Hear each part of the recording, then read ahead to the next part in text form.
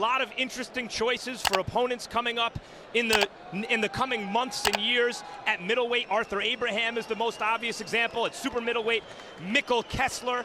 It's going to be fun finding out, Jim.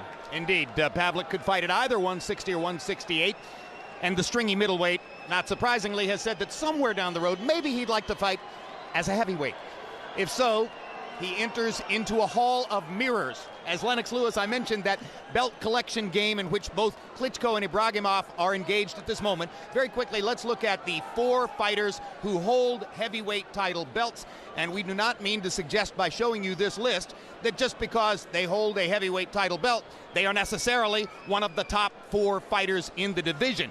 This is simply the identity mix through which somebody has to churn his way to become the star in heavyweight boxing. Wladimir Klitschko has been seeking that identity for quite some time. He looms as the #1 candidate. Lennox, Sultan Ibragimov is a small southpaw mover heavyweight. Now, there's a good precedent for Klitschko here. He batted Chris Bird around the ring like a shuttlecock twice. But on the other hand, the smaller southpaw Ruslan Shagayev upended 7-foot, 323-pound Russian Nikolai Valuev last year. Should Wladimir Klitschko be worried about the style of Sultan Ibragimov? Hard time catching up with him because Ibragimov is a cagey type of boxer. He moves well, plus he's a small heavyweight. I see Klitschko as a great right hand, great jab, great uppercut, great movement, great speed, and he's going to be hard to beat. He's got the weight on his side, he's got the size on his side, and he throws a great right hand, as you can see against Chris Bird. So he's used to these type of opponents, and it won't take him long to catch up with Ibragimov, but it may be a good fight. We have to see. All right, well, let's quickly take a look at the tail of the tape between Klitschko and Ibragimov, and it reveals that both of them appear to be emphasizing quickness in their approach to this fight, as Klitschko weighed in at an unusually light 238, and Ibragimov's low weight of 219 is also relatively low for him. He's been as high as 221, 225 in previous fights. An arm length advantage of only 1 inch for Klitschko, despite the height advantage listed here as 4 inches, may show up bigger in the ring. They're both functionally in their prime as heavyweights, 31, 32 years old. That's when you ought to be about at your best if you're a big man fighter. Rules of the bout with our unofficial ringside scorer, Harold Lederman. The Wladimir Klitschko Sultan Ibragimov fight is scheduled for 12 rounds using the unified rules of the Association of Boxing Commissions. There is no 3 knockdown rule. The doctor or the referee can stop the fight. In case occurs caused by an accidental headbutt, we order the scorecards if the 4 rounds have been completed, and you cannot be saved by the bell in any round, including the 12th and final round. Jim! All right, Harold, and with a Garden crowd heavily populated by Ukrainian Americans and Russian Americans, there's a plan for pageantry here. Let's go to ring announcer Michael Buffer. Ladies and gentlemen, coming to the ring first, representing the WBO, the undefeated Sultan Ibragimov.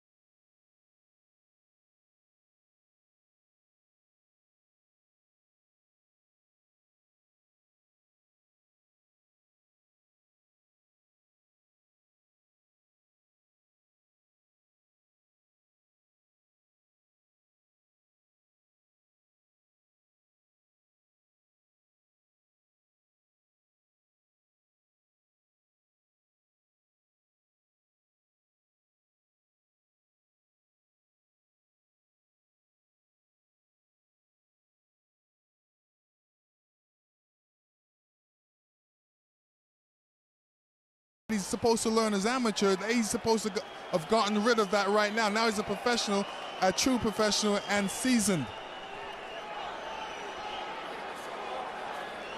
And now making his entrance, representing the IBF and the IBO, Dr. Steel Hammer, Wladimir Klitschko.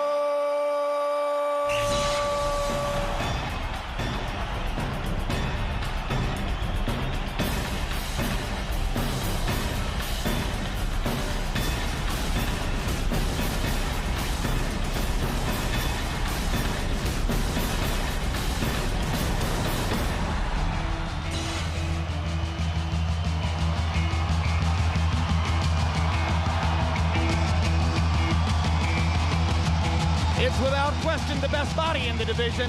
Is he also the best fighter in the division? Lennox, his detractors love to focus on the 3 embarrassing knockouts at the hands of Ross Purity, Corey Sanders, and Layman Brewster. A part of the argument in defense of Klitschko is every heavyweight is subject to that in a division where everybody can hit hard. What's right? Is his weak chin truly a debilitator, or is he just like other heavyweights in that regard? I would say it's just like every other weight in that regard. Once you have a guy over 200 pounds, he can hit hard. And once he hits you on the chin, you're going to go down. Doesn't matter how good you are. But this has always been the question surrounding heavyweights, especially me. You know, oh, does he have a great chin? Well, he's shown that his chin has been suspect for a little while. Now he's proven that he's got a great chin. He's gotten over that. And this is what we're going to have to see in the next coming up rounds. Ladies and gentlemen, welcome to the Mecca of sports and entertainment, Madison Square Garden, New York City, USA. Tonight, we are gathered here for the very first heavyweight title unification fight of the 21st century, scheduled for 12 rounds of boxing. The ultimate goal is the undisputed heavyweight championship of the world. And it's all brought to you by K2 Promotions and Seminole Warriors Boxing in association with HBO, RTL, Madison Square Garden, and the Seminole Tribe of Florida. Sponsored by Nemiroff, sanctioned by the New York State Athletic Commission Chairman Ron Scott Stevens, Commissioner Melvina Lathan, Deputy Commissioner Mike Pascal. Also sanctioned by the IBF President Marian Muhammad, the WBO President Francisco Paco Barcarcel, and the IBO President Ed Levine. At ringside, the 3 judges scoring this bout on the 10-point system, Don Ackerman, Chuck Jampa, and Steve Weisfeld. And inside the ring, the man in charge of the action at the bell, referee Wayne Kelly. And now, for the thousands in attendance and the millions watching around the world, ladies and gentlemen, let's get ready to rumble!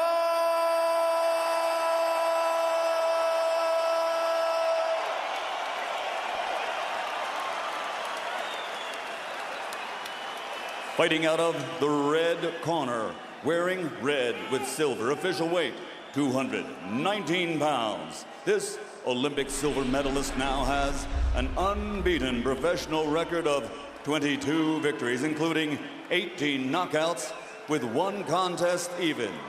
From Dagestan, Russia, the reigning, defending, undefeated WBO heavyweight champion of the world, Sultan Ibragimov.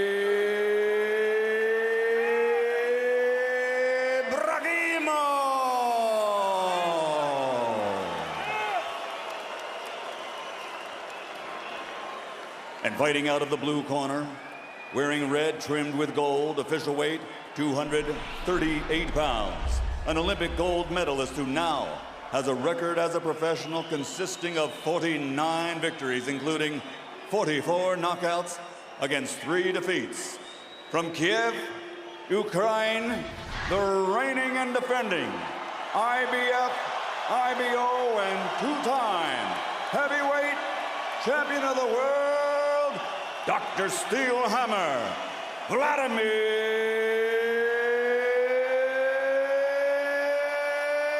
Klitschko.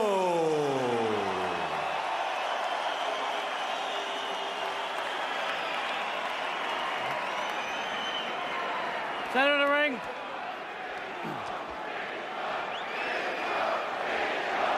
Sultan, Wladimir, we're boxing for the heavyweight championship of the world. I expect a clean fight. Obey my commands at all times and protect yourself at all times. Shake hands, come out boxing at the bell. Good luck, 12 rounds.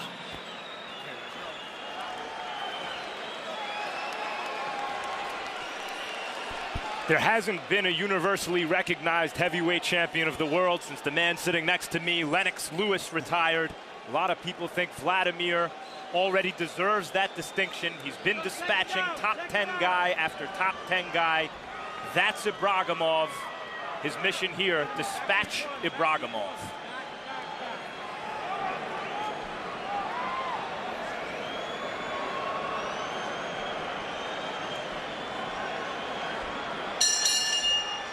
Referee Wayne Kelly was also the referee for Klitschko's destruction of Chris Bird in Germany a year and a half ago. Klitschko immediately starts trying to knock down Ibragimov's right hand as Ibragimov sticks it out to jab. What about that tactic, Lennox? Well, it's a good tactic to a certain degree, but you have to be careful because Klitschko's coming down with a lot of power behind that jab, trying to knock it down. What I would do is hold my hand out and let him knock it down, then come across with a right hook, which Ibragimov might even try right now.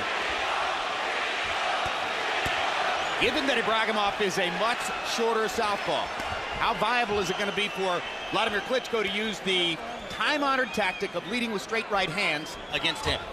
Well, I think he's going to try a couple straight right hands and obviously come back with the hook. I'm sure Manny's going to tell him that, but this is, the first round he's going to be warming up. He's going to check out Ibragimov and see what he can tell from just even doing this, throwing out a jab. What he should be doing is throwing more jabs, even starting with a couple of double jabs.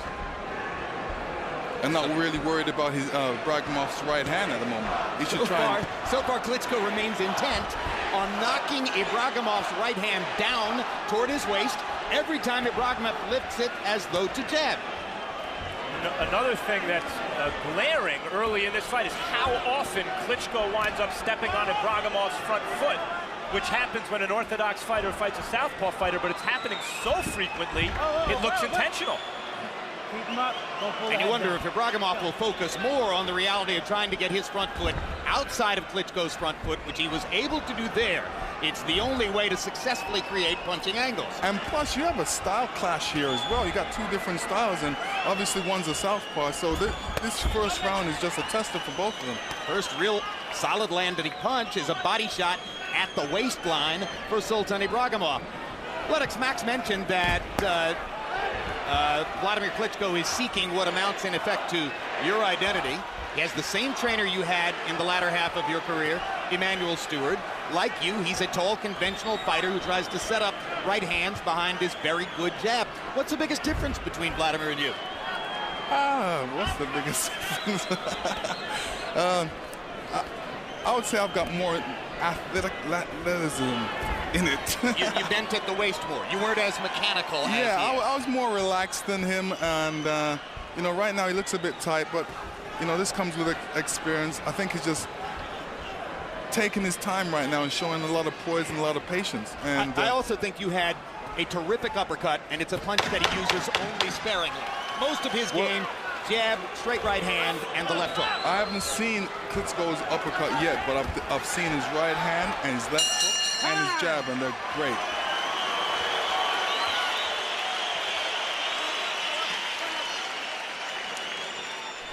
Look, one thing that he's doing is this.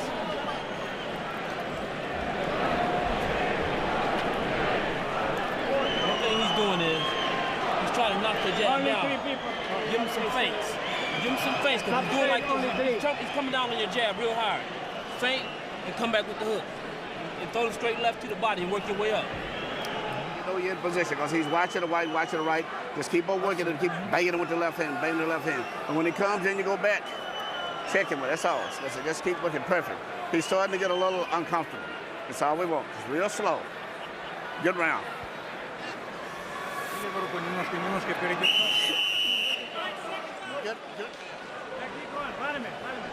In his most recent performance in Madison Square Garden last year in November of 2006, Wladimir Klitschko took a few rounds really to get going, seemed to be in a bit of a walkabout before he woke up in the 5th round and started smashing Calvin Brock with right hands. And you heard Emmanuel Stewart say, real slow, take your time. So obviously they're in no hurry to try to put an imprint on Ibragimov. Well, what? And Manny doesn't want Klitschko to really go after him too tough to make Ibragimov make him look bad. He wants to really figure him out first, go behind the jab and back him up and land a good right and left hook. You heard Jeff Mayweather, member of the famous Mayweather clan, the quiet brother you might call him, since he's so much less visible than his brother Roger, who trains Floyd, or his brother Floyd, who began training Floyd and trains Oscar De La Hoya. You heard Jeff say, feint him. That's what you need to do when he's trying to knock down the jab like that. I haven't seen Ibragimov try to feint. Not yet. It's difficult. Klitschko's got a long reach and he's got a long stance right now. And anytime he steps in with that jab, it's a long jab, long, quick jab. By the time he takes that jab back out, Ibragimov is trying to return the punch, but Klitschko's not there. Klitschko beginning to land his jab with regularity, and I mean land it flush on Ibragimov's chin. That's a mark of that big reach advantage for the wingspan of Wladimir Klitschko. Not that Klitschko is invincible. He's lost 3 times. But to give you an idea of the class of fighter Klitschko is, both these guys have fought Ray Austin. Ibragimov fought him to a draw, and against Klitschko it was a ridiculous mismatch. Klitschko was so much better than Austin. Klitschko is starting to land that hard left jab this round with regularity. If you notice, that jab's coming over Ibragimov's right hand. And that's what he wants to do. He doesn't want Ibragimov to bring up that right hand. He wants to knock it down and come straight over it with that jab. When the comparison of what they did against Austin is brought up, Ibragimov's people are quick to point out that he's since then changed trainers to Jeff Mayweather, who is in effect teaching him a new style as a guerrilla fighter rather than a face-first destroyer. And also that Austin was in shape, motivated, really working to try to beat Sultan Ibragimov, and they say, oh, he obviously went in and simply laid down against Wladimir Klitschko. He laid down after he got caught with a left hook. 2 of them. Yeah.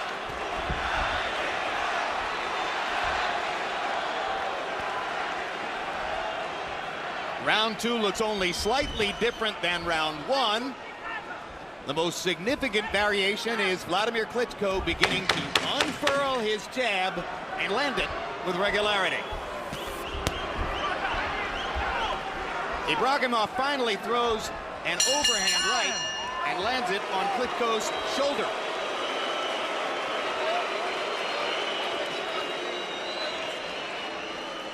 Breaking them apart, slowly. Immediately following tonight's live boxing, stay tuned for Joe Louis, America's Hero Betrayed, which offers an in-depth look at one of the most influential sports figures in our country's history. The Tennessee Volunteers have long been a basketball powerhouse in the women's game. Now behind colorful coach Bruce Pearl, the men's program is also a mainstay atop the rankings. Find out what's behind Pearl's success on the next Real Sports with Bryant Gumbel, premiering Monday night, March 10. Bring that right hand up. Bring that right hand up, knock it down, shoot over. May I say something, Jeff? Yeah. When you throw left, come back with right hook, okay? But keep your right hand up, okay? All right, Jeff. A little more head movement. CompuBox numbers through round 2. Wladimir Klitschko 17 out of 36, and Sultan Ibragimov 13 out of 53.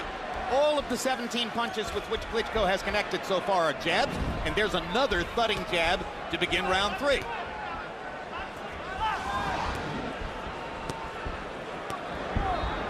Seems like Sultan's trying to find some way in. You notice he's not really moving around too much. He's just staying out of distance of Klitschko's punches and circling. He's not catching himself on the ropes, So he's just waiting, biding his time, trying to figure out where can he throw a punch to get through to Wladimir Klitschko.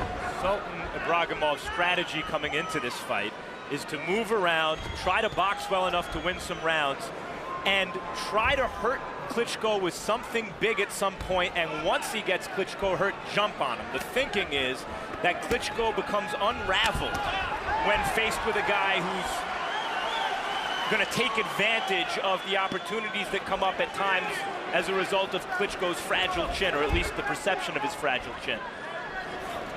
But the guys who knocked Klitschko out, notably Lehman Brewster and Corey Sanders, were legitimate big punchers. And Sultan Ibragimov is not judged by experts to be that kind of fighter. Which isn't to say that he couldn't set something up with footwork and guile.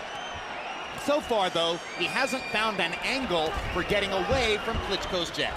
Well, you know, I'm sure Emmanuel's going to tell him in the corner that he needs to throw a double jab because the one jab is working so well, he might as well throw two. But right now he's electing to throw a jab real fast and maybe get out because he feels Sultan's going to come back with a combination. Should we see it as unusual, Lennox, that Wladimir is able to be this effective with his jab against a southpaw, or is it a function of the big size and reach advantage? No, it's a function of his size and reach advantage. He has to go after Ibragimov behind a left jab. Once he lands that left jab and lands it a whole heap of times, then the right hand's going to follow. Then any combination after that can follow, but he has to start everything off with the jab. Why isn't he following with the right hand, considering how frequently the jab is now landing, Lennox? Yeah, I mean, I'm sure Emmanuel's going to tell him to start throwing the right hand, but right now he wants to get Ibragimov interested in his left jab for first, and then allow him to watch out for his right hand, which will come. Ibragimov's most aggressive rush of the fight ended in a semi-clinch, and then Klitschko sort of threw him away and went back to standing at a distance and throwing the jab. Now he gets Ibragimov into a corner, lands two more jabs. Ibragimov tries a left, but Klitschko easily blocks it. See, Ibragimov's so close to the ring rope that all Klitschko has to do is throw a double jab, and that puts him right against the ropes, and then he can throw any combination he wants. Ibragimov is not going anywhere because the ropes is holding him. Ibragimov got in a body shot toward the end of the round, but looks weary already as he goes to his corner after round 3. Who's going to walk first?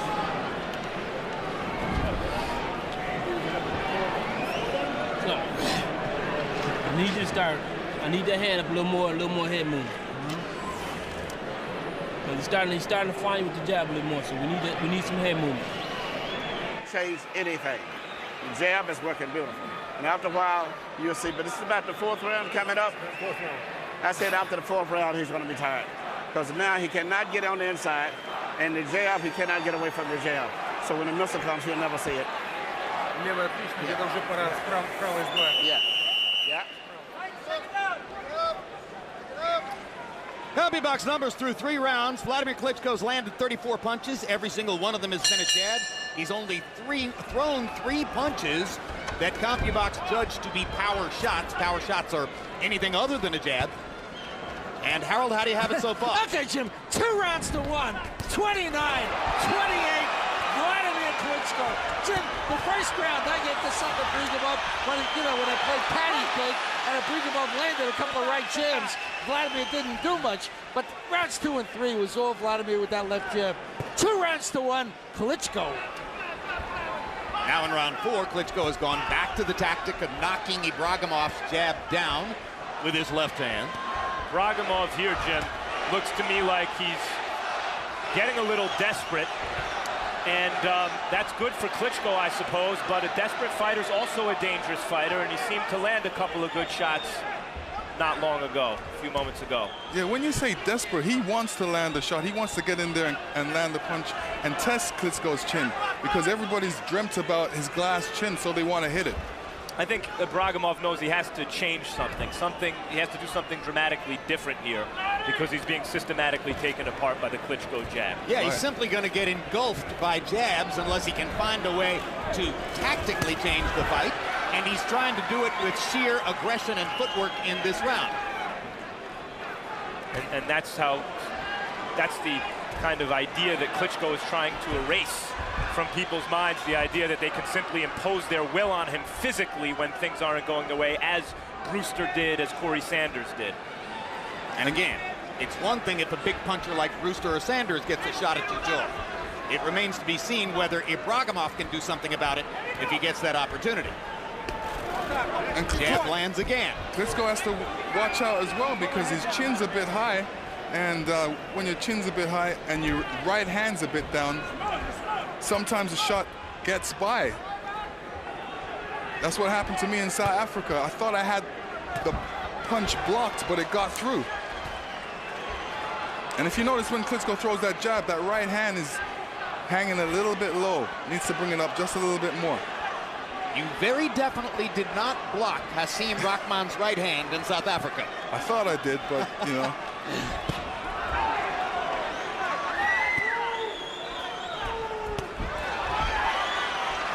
Of course, in the rematch, Lennox landed maybe the hardest punch ever landed in the history of boxing on Hasim Rahman to take back the title.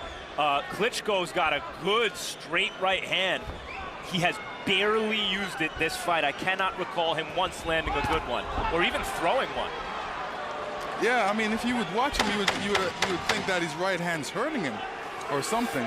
On the undercard, a popular Irish middleweight, John Duddy, who fights here in the New York area and has become a mainstay for ticket sales here at Madison Square Garden, had a fight which served as a possible stepping stone toward an anticipated matchup with middleweight champion Kelly Pavlik.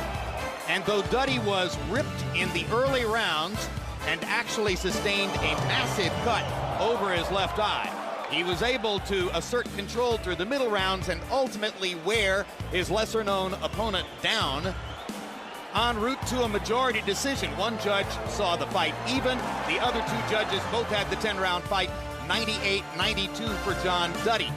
It is expected that perhaps Duddy will meet Kelly Pavlik on June 7, perhaps in this very building. No deal is in place at this time, but it's one of the various matchups to which Max Kellerman referred earlier when he said there are a lot of possibilities on the table for Pavlik in the wake of his second win over Jermaine Taylor. Hopefully that won't be one of them, but it looks like it will be, Jim. Money talks. And Duddy has a following, regardless of whether he is genuinely a high-quality fighter. Round 5 of a scheduled 12 for Wladimir Klitschko, who is so far all jabs against Sultan Ibragimov of Russia.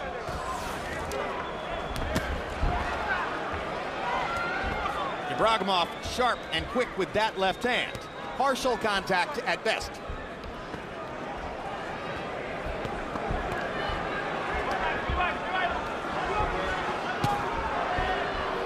To say Klitschko is being cautious in approaching this is understatement, and the crowd begins to express its desire for the heavyweight championship aspirant to actually throw a right hand. Well, he needs to throw a couple double jabs and even a combination, really test Ibragimov right now. But he's content right now throwing one jab at a time. It's quite possible that no conventional fighter in the history of the sport has ever gone this many rounds against a southpaw without throwing a single straight right hand. It's amazing, really. There's one, and it lands. And it lands, and the crowd likes that. And Ibragimov drops his hands as if to say, oh yeah, you really knocked me cold, but Klitschko doesn't fall for it. You see a big 6'6", well-muscled fighter like Klitschko. He's the more skilled of the two fighters, and fans would like to see a little more aggression.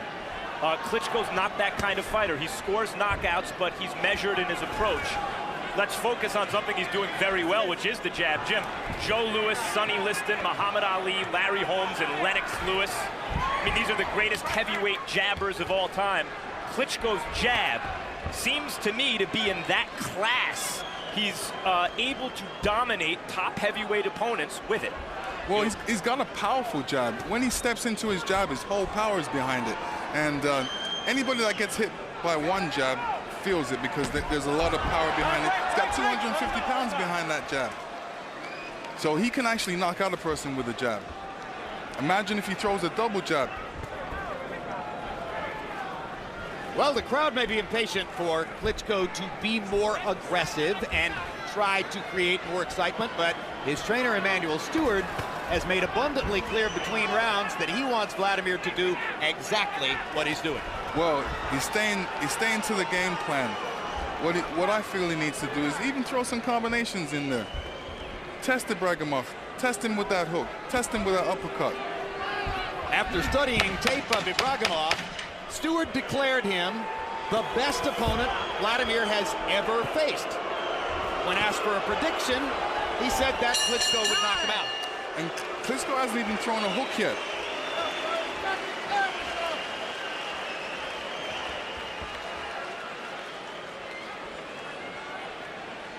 Yeah, it's coming. I can see he's getting tired, and you can feel the distance now. The right is coming now. You move him into the corners now. Start moving him right to the corners where you want him.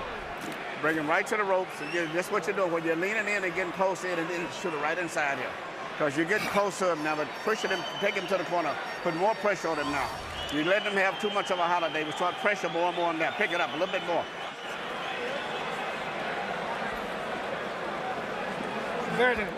Better that way. Good try there, big right hook. Very good. It feels good. Breathe, come on.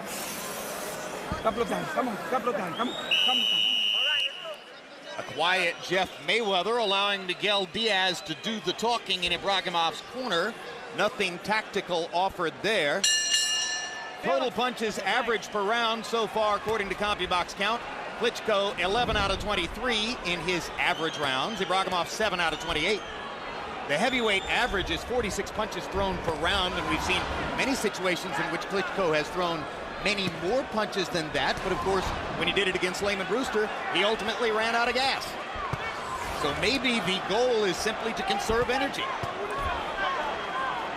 I think people see Klitschko's style and they think it's confirmation of what we've seen in certain fights, that maybe he's a little wary, or Emanuel's a little wary of him taking punches, afraid of, you know, the potential reaction that he'll get hurt and maybe stopped. Even if that's the case, kind of worst case scenario analysis, then his approach is a smart one. A measured approach where he systematically breaks his opponent down, studies him with the jab, breaks him down, and then opens up later in the fight. It has worked for him in recent fights. Well, if the goal is to win the fight, then certainly that could be the case. If the goal is to be a colorful, dramatic, galvanizing figure for heavyweight boxing, then certainly the demand is to do otherwise besides this. Indeed. And I think it's the fact of, you know, he's doing it in a measured way, controlled aggression, and he's controlling the fight. He's definitely winning the fight. There's no problem.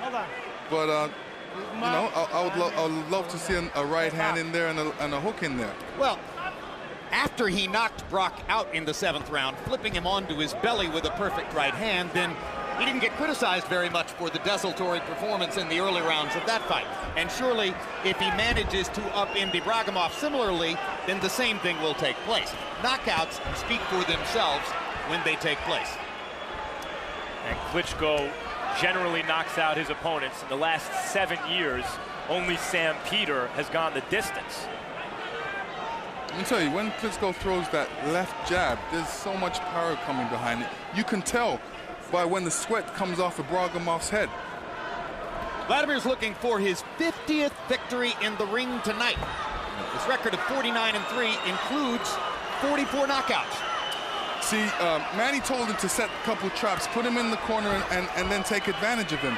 But he's putting him in the corner but allowing him to get out. And waiting for him. When you wait for a fighter, you're giving him a chance to come and create an offense against you. That's what Ibragimov just did. Klitschko's waiting, throwing one jab at a time. Ibragimov said, okay, let me go in there and throw a combination. And he landed a right hook, did it again, and Klitschko held moments ago.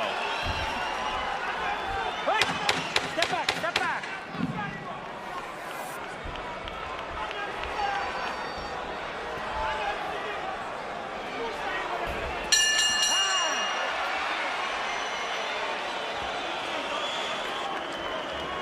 So far, the story of the fight has been Wladimir Klitschko's left jab.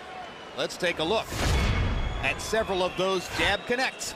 And here it seems like he's just waiting for that opportunity, steps in there with a left jab, using that reach, throwing one jab. Another one jab, very accurate, scoring, catching him on the chin. And here we see a double jab. This is what I want to see a little bit more of, double jab right hand. Because the double jab set up a right hand, which has been rare for Klitschko so far in the fight. Okay. Power shots in round 6 by CompuBox count. Klitschko 1 out of 5 power punches landed, 7 out of 15 jabs. Ibragimov given credit by CompuBox in round 6 for landing 10 power shots. That's because he's focusing now on the right hook and trying to land that rather than his jab. Round 7 begins. Harold, how do you have it through 6? Okay, Jim, I gotta tell you, I thought Sultan Ibragimov did enough in round 6 to win the round. 4 rounds to 2, 58-56, Wladimir Klitschko. I mean, Ibragimov gets the first round because he just landed a few more shots, and he wins that 6th round because he tried to make a fight of it. But other than that, it's been Vladimir's left jab absolutely dominating the fight. 4-2, Klitschko. Good left hook by Klitschko there as Ibragimov was rushing in, and Wladimir simply popped him with the left hook to move him out of the way. And that's called a check left hook.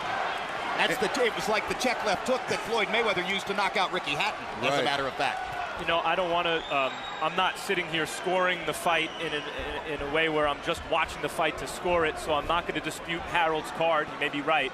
I think it's a shutout for Klitschko.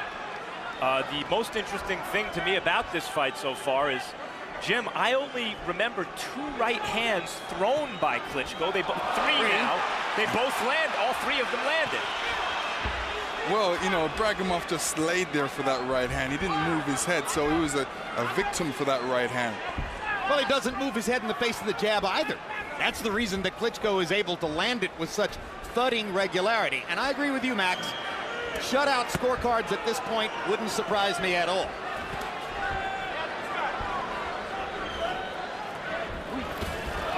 You know, it doesn't seem like Ibragimov's trying to score points in there, really. He's just waiting for that one opportunity where he can take advantage of Klitschko and catch him with a good left hook or right hook on the chin, and then take advantage of him even more. He might have had a different thought about winning rounds earlier in the fight, and Klitschko may have talked him out of it with the regularity of his jab at this point. Yeah, well, now he's looking for that big shot. Now he's looking to be Lehman Brewster and land something big that turns it all around as Klitschko tires from the constant effort. So far, he's been Lehman Brewster in the rematch, Jim. Eating jabs. Yeah. Interestingly, now Klitschko in this round, though he hasn't exactly thrown caution to the wind, has thrown more right hands than I counted in the entire fight until this round. So maybe this is phase 2 of the plan. Yeah. The plan, exactly. See, when Klitschko's got him against the ropes, he's got to throw a combination because, you know, Ibragimov's back is against the ropes. He can't go anywhere. He doesn't have to worry about Ibragimov moving or making him look bad because he's against the ropes. Right there again, it's against the ropes. Double jab, right hand, and he could throw any combination there. Ibragimov isn't going anywhere. Listening to the crowd and judging their growing impatience as they wait for the towering Klitschko to knock out Ibragimov, I'm reminded of your fight in Connecticut years ago against Zelko Mavrovic of Croatia. Let me tell you, that was a tough cookie. He trained for 2 years for me.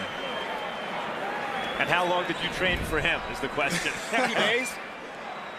You got to get your rhythm. Get a little bounce. Get a little bounce so you can get your rhythm, so you can start seeing everything, timing everything. Sultan, when you Back, and then you need to go tell him right away. Okay, we better go step it on up now. Because it's getting to be almost like a Brock fight to some degree now. And here's Klitschko unveiling his right hand, straight right hand. Ibragimov was right there for it, didn't move, just standing in one position, looking at the punch, accepting it. And you see the ease of that, and see how it followed Klitschko's tactic of knocking down Ibragimov's right hand before he could get off a jab, and you wonder, why wasn't he doing that in round 1, when it seems as though it would have been just as easy. CompuBox numbers through 7, Klitschko 75 out of 162, 68 of those connects are jabs. And 53 out of 185 for Ibragimov. And you heard Emanuel Stewart say between rounds, now it's getting to be like the Brock fight. We have to assume that means eventually more right hands. I took it to mean that Emanuel thinks that there are kind of mixed reviews on Klitschko so far in terms of his ability to dominate in an entertaining way. But maybe he did mean it that way, Jim, or maybe both. That right hand was the hardest blow of the fight. Ibragimov tried to answer immediately, but Klitschko's confidence with the right hand is rising. That was a check left hook that was more like a throw, and consequently he does not get credit for a knockdown. Klitschko's confidence is rising, and Ibragimov is falling. A perfect correlation. Straight right hand, lands again, and that one hurt Ibragimov. His foot movement will tell you that.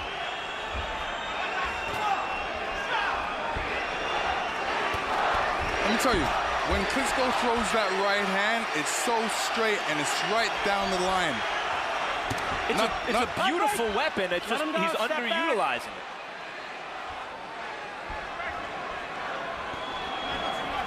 This is the time right now to step it up. And he is stepping it up. He's throwing them a lot more right hands. And he wants to take Ibragimov out. I wonder if he's shown Ibragimov this much respect because he knows that Ibragimov is a Russian with a legitimate amateur pedigree, and he respects that so much that he needs to be careful about it.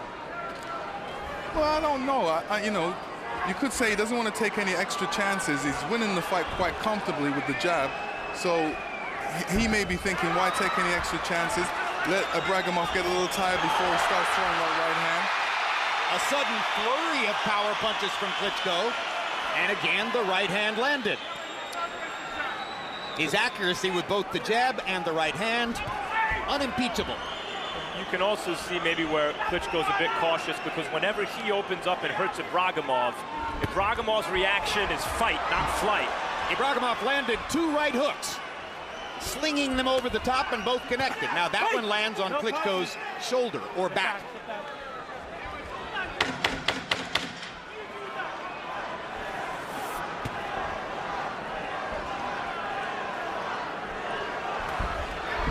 Klitschko waiting for that opportunity to throw that right hand. Most dominant round so far for Wladimir Klitschko. You miss like that, that's when he takes a holiday. You should go right back, bing, bing, right back right away on it. You got to step it up a little bit more on him. You're letting him miss, and then he gets out of position, and then you let him get back in position. After he finishes, go to him right away and put some pressure. You want to take this out just a one. You got to put. And also, I need you to drop under them shots. He's a big man. He's going to be throwing them up high. Drop under. Come back. And that one shot to the body, here, work your way up. That's what we got to do. We got to work our way up. And here's one of Klitschko's straight right hand. Boom. Right on the chin. Check it out, check it out. Get the stool. Okay, let's go, guys.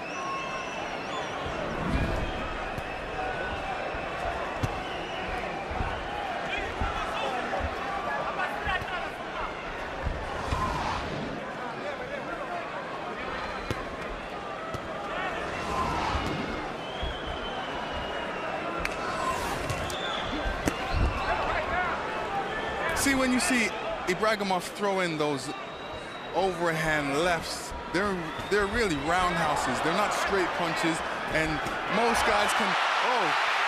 Most guys can see him coming. Yeah, pretty easy to see him coming. But those straight punches you can't see coming. That could have been ruled a knockdown. I thought the ropes kept Ibragimov up. Absolutely right, Jim. Should have been a knockdown. No. Referee Wayne Kelly did not credit Klitschko with a knockdown, but to my eyes, should have gotten credit for one there.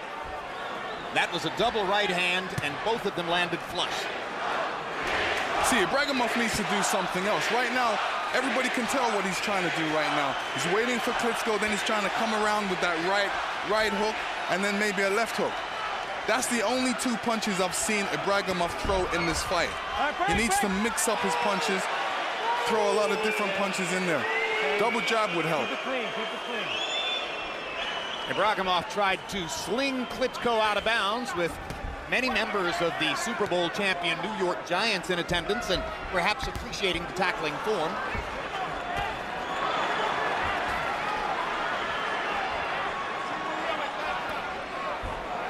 See, this is a good opportunity for Klitschko to throw a jab and then a left hook after that, because Ibragimov is trying to block it with his right hand.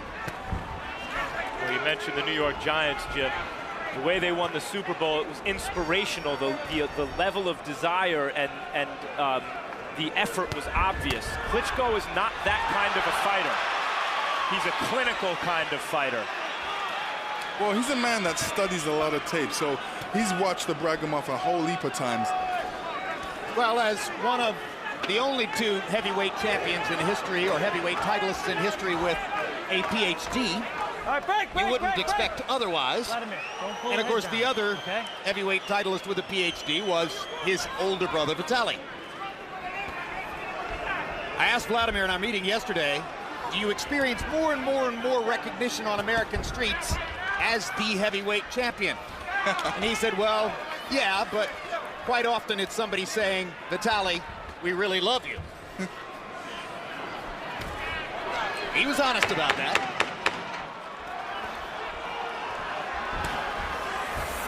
Break! Vitaly Klitschko No punch, still step back. planning at some point to come back to the ring, although that plan has been upended now 3 or 4 times by training injuries.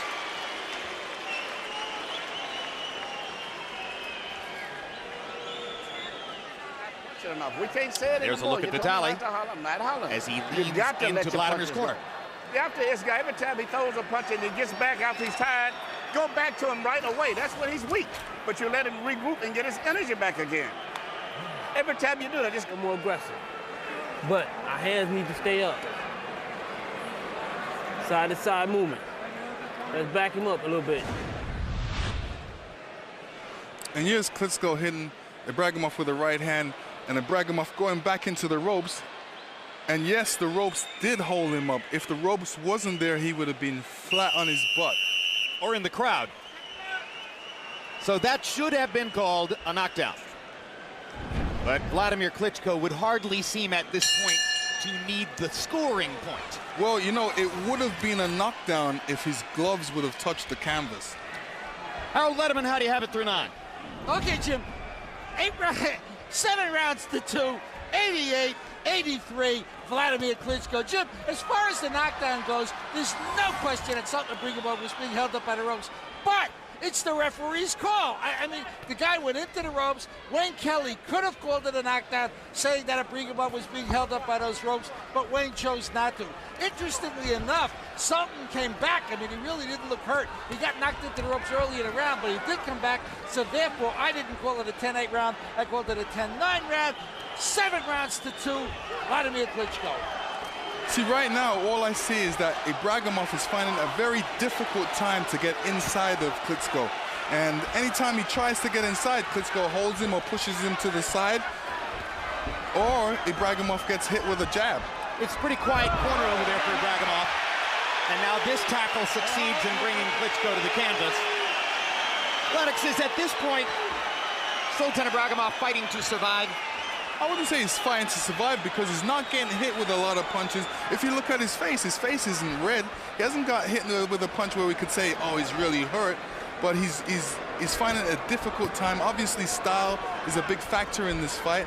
And the fact that he's not able to do what he wants to do in there. It's not an easy job as maybe a lot of guys may think it is when they watch Klitschko from the outside. All of a sudden, when they're inside with him, is, you know, his size, his strength, his speed, and that's what they have to contend with at the moment. Well, ever since he came a cropper against Sanders, every Klitschko opponent to whom we've spoken has been certain and has expressed the certainty that he's going to knock him out. All right, let's go. Ibragimov is now really trying to turn it into a back alley kind of mugging. trying to wrestle Klitschko. You saw him take Klitschko down earlier with a wrestling move. There he tried to wrestle Klitschko. No punching. And Wladimir does give you the sense that if were he to have been hit with as many punches as Ibragimov so far, maybe he still wouldn't be there. And his opponents pick up on that sense. But while they're trying to get inside, you know, he's doing most of the boxing and scoring and hurting. And that's what's happened so far this fight. Good quick left hook inside by Klitschko as Ibragimov tried to land the left over the top. Wladimir Klitschko showed you two very deft, quick left hooks in that sequence. And Klitschko's defense in this fight has been good because, you know, obviously Ibragimov has been trying to hit him with the right hook and the left hook, but hasn't succeeded yet. Crowd won't give him credit for the defense. That's not what they came to see. But 2 rounds to go after this one. You have to notice the defense, though, because he hasn't been hit yet.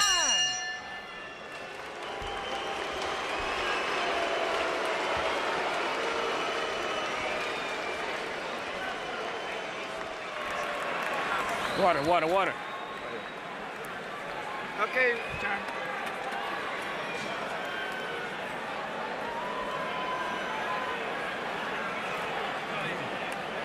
Straight left, that's where you're going to get out of balance. If you just start to get in close and let the shots go, you hit him. But it's going to be a real ugly fight because you're not throwing your punches. All you got to do is throw punches. You're getting this 11th round, should never be going 12 rounds with him. But you got to hit you with your right hand after you don't throw you. And here we see the two of them mixing it up in the center of the ring. It looks like a football match, but they wind up on the canvas, both of them. Yeah, but the credit for the tackle goes to Ibragimov. Yes, it does. So you heard Emanuel Stewart say you should never be going 12 rounds with this guy. That may qualify as Emanuel's most dissatisfied expression so far in the fight.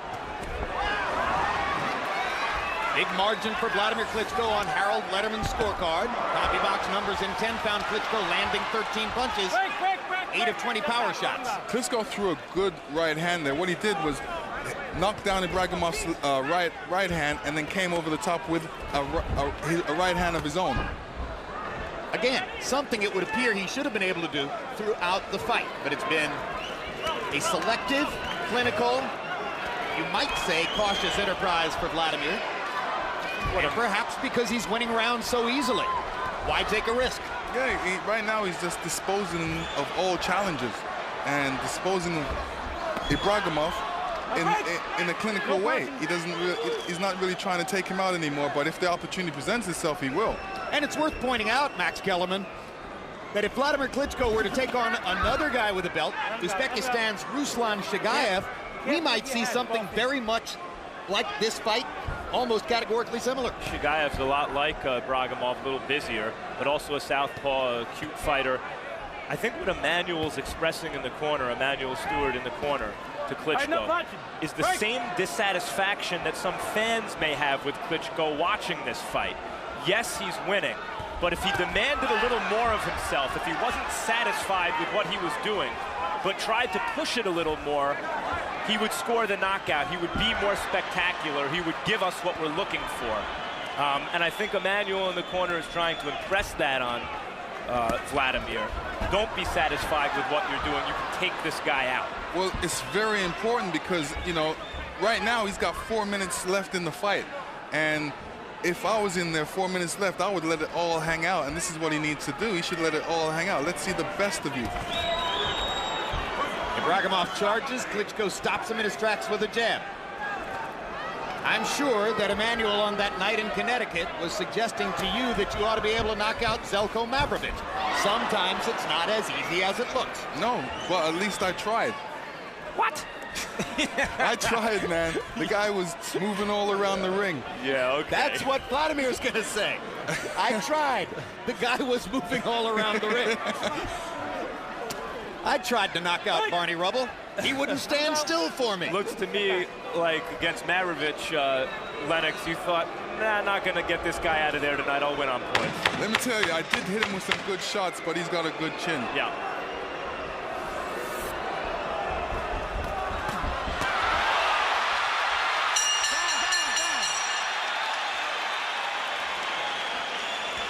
Ibragimov shakes his head as if to say, this is not the easiest way to make a living. You gotta let us in there.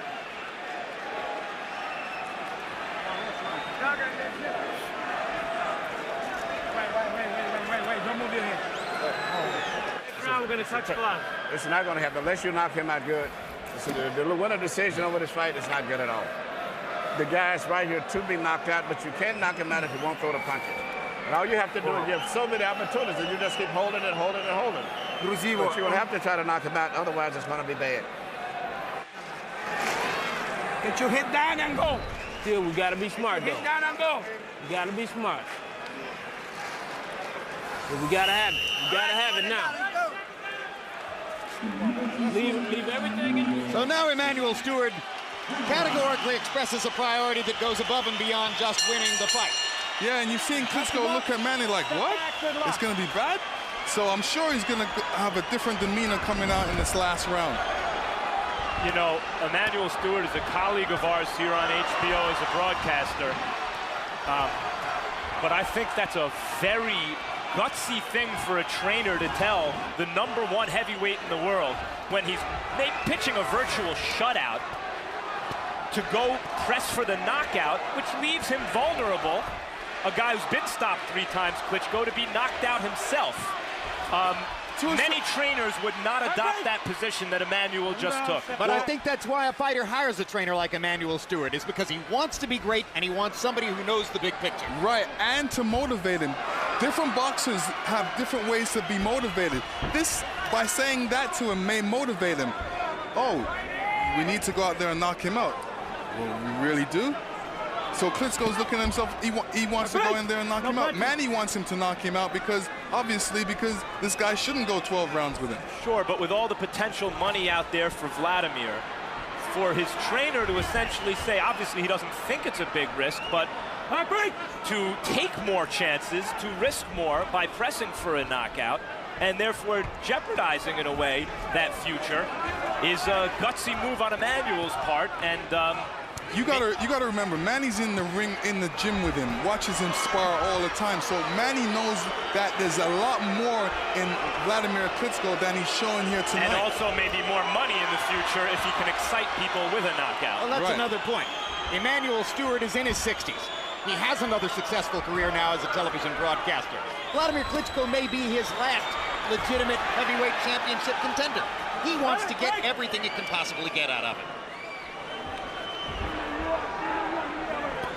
1 minute to go. Still the knockout doesn't materialize.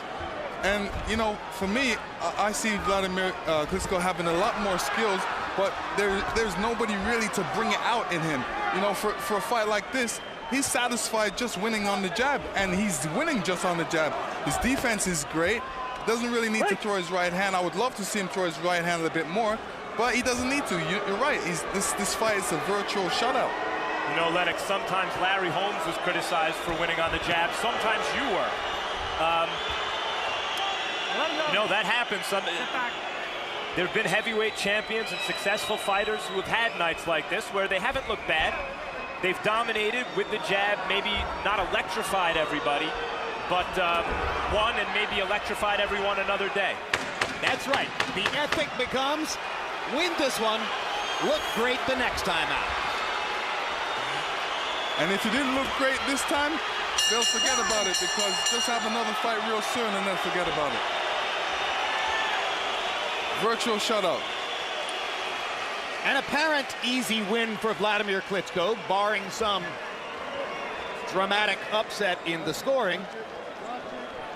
But Emanuel Stewart expressed probably what was on the minds of many fans between the 11th and 12th rounds. Harold Letterman winds up giving 10 of the 12 rounds to Wladimir Klitschko, and as both Max Kellerman and I suggested during the fight, shutouts wouldn't be shocking in the scorecards we're about to listen to. On the other hand, maybe there's a judge who found 3 or 4 rounds to give to Ibragimov. You just never know.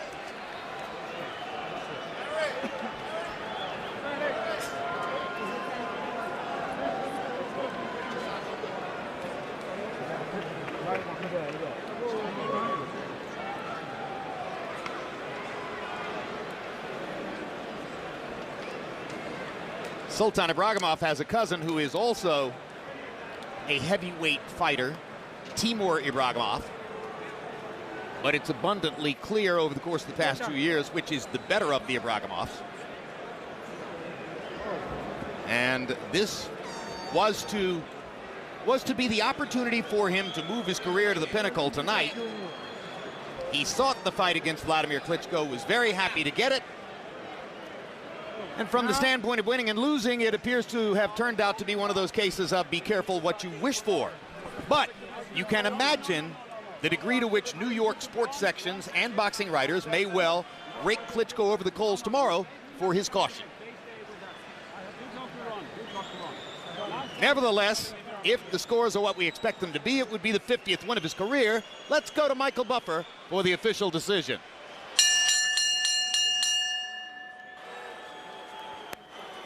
Ladies and gentlemen, from Madison Square Garden, we go to the scorecards.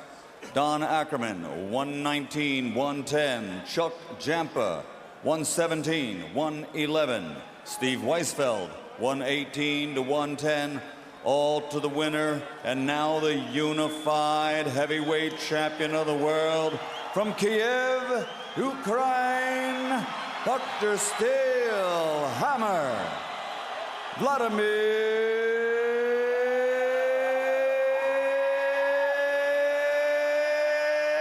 Klitschko. So Wladimir Klitschko does indeed get the 50th win of his career, and for what it's worth, he now has 2 belts, not just 1. Final CompuBox numbers in the easy Klitschko win. Landed 51 more punches, threw 32 more punches, landed at a 43% connect rate, bolstered by the fact that he, through most of the fight, was landing his jab about half the time.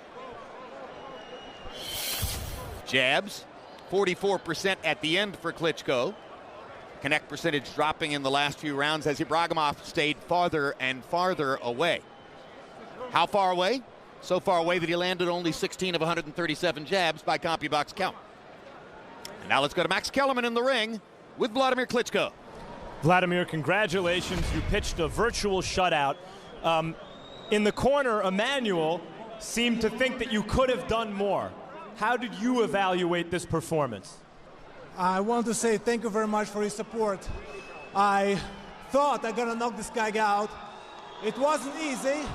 I know you're not maybe satisfied, but I have to keep the belts and knock everybody else out. I will work hard and I will give my best. I want to say thank you very much to New York to support your project, guys. Here in Bronx, we collect a lot of names, thousands of names on my boxing rope, so the money, a good $500,000 going to Bronx. Okay. Sports Foundation. It's commendable that you are raising money for charity, Wladimir. Let's focus on the fight for now. Your jab was a thing of beauty. It was a dominant weapon.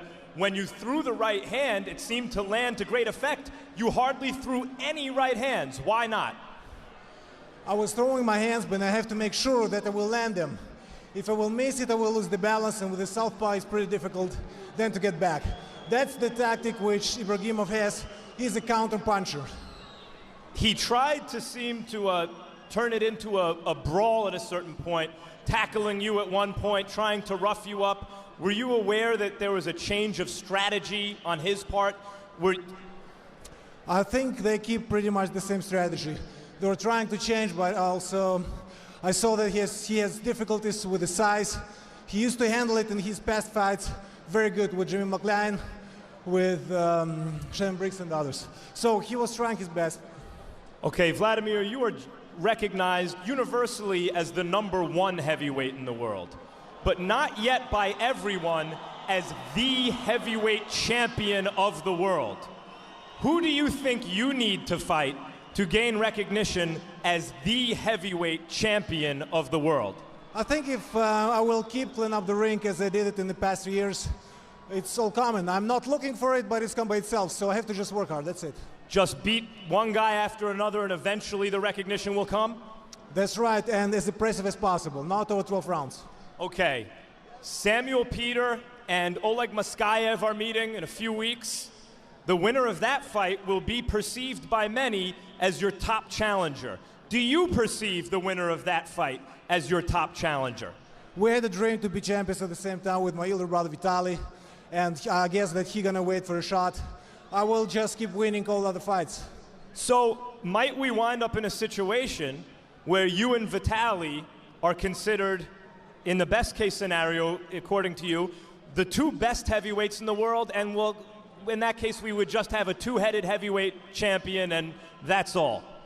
I think it's a business between two brothers, so I'll see how the cookie crumbles. We'll see. Congratulations, Wladimir. Thank you. Jim? Wladimir Klitschko was once very happy with the ambition of being heavyweight titleist at the same time as his brother. In the last couple of years, it seems increasingly to be a discomfort to him, though he will not say so.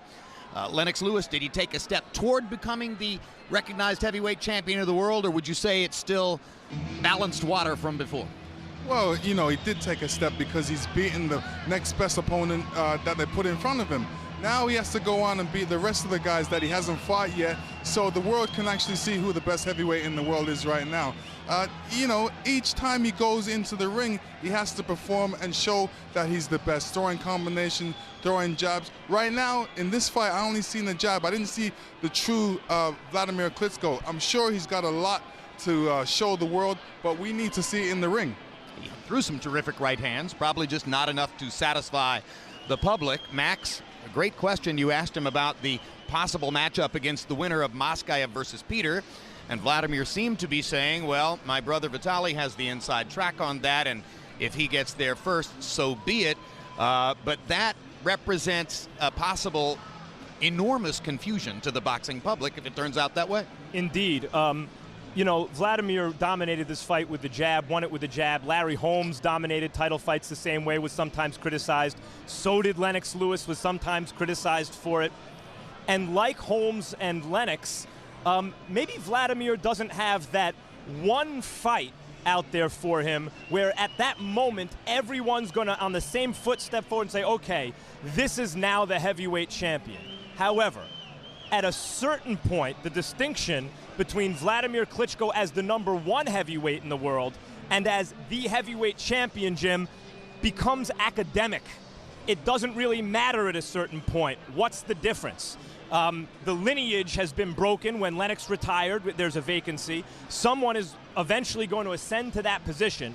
Should Wladimir beat Povetkin, who seems to be the next opponent, and by the end of the year, say, beat the winner of Moskaev and Peter, at that point, there would be no one in their right minds who could possibly say that Wladimir Klitschko hadn't become the heavyweight champion of the world, and so let's hope that's his chosen trajectory, and maybe Vitaly can get injured once more in training, clearing the way for a Moskaev Peter winner to fight Wladimir and clean up this mess. I think the Vitaly injury is a very strong possibility based on what has happened before.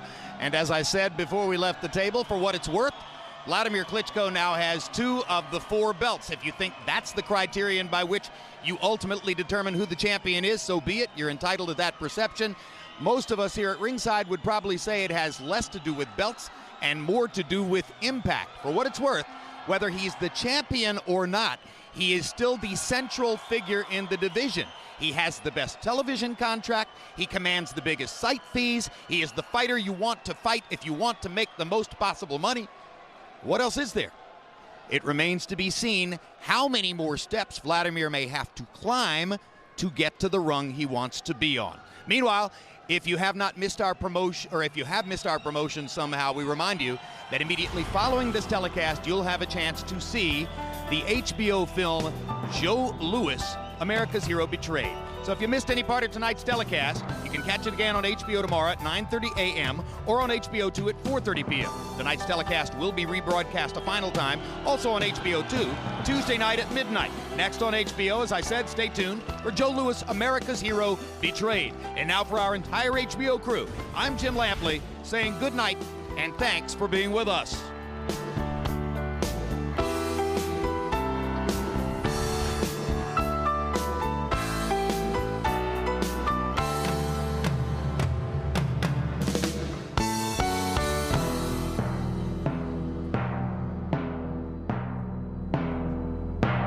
This has been a presentation of HBO Sports.